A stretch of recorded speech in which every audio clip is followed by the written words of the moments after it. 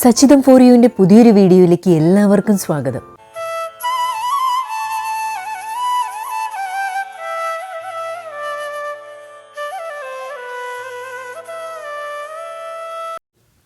തൃശൂർ നഗരഹൃദയത്തിൽ സ്ഥിതി ചെയ്യുന്ന സീറോ മലബാർ കത്തോലിക്ക ദേവാലയമാണ് പുത്തൻപള്ളി എന്നറിയപ്പെടുന്ന വ്യാകുല മാതാവിൻ്റെ ബസലിക്ക. ഇന്ത്യയിലെ ഏറ്റവും വലിയ ക്രിസ്ത്യൻ ദേവാലയമാണിത്. ഗോത്തിക് വാസ്തുശൈലിയിൽ പണിതീർത്തിട്ടുള്ള ഈ ദേവാലയത്തിൻ്റെ ആകെ വിസ്തീർണം 25,000 ചതുരശ്ര അടിയാണ്. ഉയരത്തിൽ ഇന്ത്യയിൽ ഒന്നാമതും ഏഷ്യയിൽ മൂന്നാമതുമാണ് ഈ പള്ളി. 146 അടി വീതം ഉയരമുള്ള 2 മണിഗോപുരങ്ങളും 260 അടി ഉയരമുള്ള ബൈബിൾ ടവറും ചേർന്നതാണ് ഈ പള്ളിയുടെ ഘടന.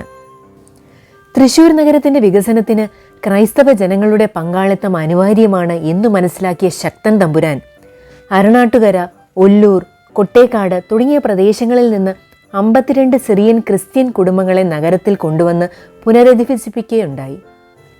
അതേസമയം നഗരത്തിൽ ക്രിസ്ത്യൻ പള്ളികൾ ഉണ്ടായിരുന്നില്ല. ക്രിസ്ത്യൻ കുടുംബങ്ങളുടെ വൈഷമ്യങ്ങൾ മനസ്സിലാക്കിയ മഹാരാജാവ് ഉടൻ തന്നെ നഗരത്തിൽ ഒരു പള്ളി പണിയാനുള്ള അനുമതി നൽകി.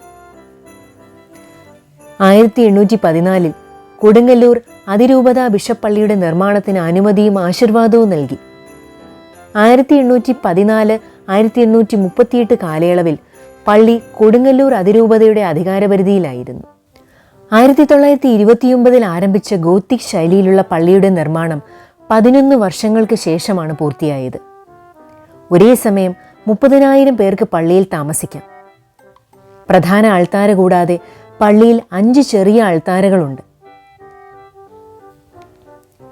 ക്രിസ്തുവിൻ്റെ ജീവിതത്തിൻ്റെ വിവിധ ഘട്ടങ്ങൾ ചിത്രീകരിക്കുന്ന ചുവർ ചിത്രങ്ങളുള്ള ബൈബിൾ ടവർ ഒരു പ്രത്യേക സവിശേഷതയാണ്. ജർമ്മനിയിൽ നിന്ന് ഇറക്കുമതി ചെയ്ത 8 മണികളാണ് മണിഗോപുരത്തിലുള്ളത്. സെപ്റ്റംബറിൽ വരുന്ന വിശുദ്ധ മേരിയുടെ തിരുനാളാണ് പ്രധാന ചടങ്ങ്. തൃശ്ശൂരിലെ ഏറ്റവും പ്രശസ്തമായ മരിയൻ തീർത്ഥാടന കേന്ദ്രമാണിത്.